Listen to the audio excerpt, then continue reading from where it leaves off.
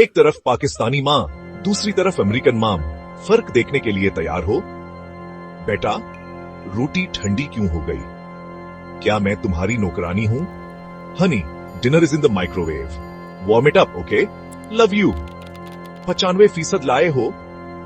शर्मा जी का बेटा 98 लाया है। You got a C+. I'm so proud of you, champ. Ice cream चालन। हर वक्त फोन, सरदर्द की वजह तू है।